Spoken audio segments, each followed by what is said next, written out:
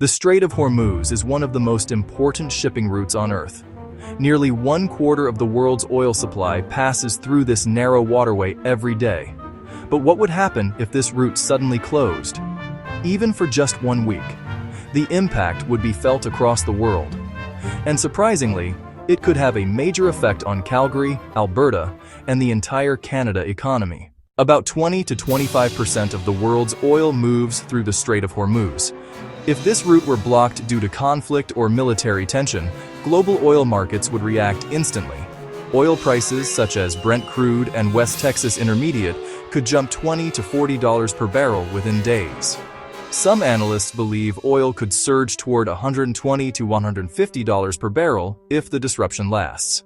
Countries heavily dependent on Gulf oil, including India, China, Japan, and South Korea, would face immediate supply pressure. Canada is one of the world's largest oil producers. Much of that oil comes from the Athabasca oil sands in northern Alberta. If global oil prices surge, Canadian oil companies benefit. Companies such as Suncor Energy, Cenovus Energy, and Canadian Natural Resources could see major increases in revenue. Higher oil prices also mean higher royalties for the Alberta government, more investment, and potentially more energy jobs. But higher oil prices also affect everyday life. In Calgary, gasoline prices could quickly rise 20 to 50 cents per liter. If the disruption lasts longer, prices could approach $2 per liter. This happens because fuel prices in Canada are linked to global oil markets, not just domestic supply. When oil prices rise, Alberta's economy often strengthens. Energy companies hire more workers. Investment flows into the province, and people move to Alberta for jobs. This increases demand for housing, especially in Calgary, the headquarters of many energy companies.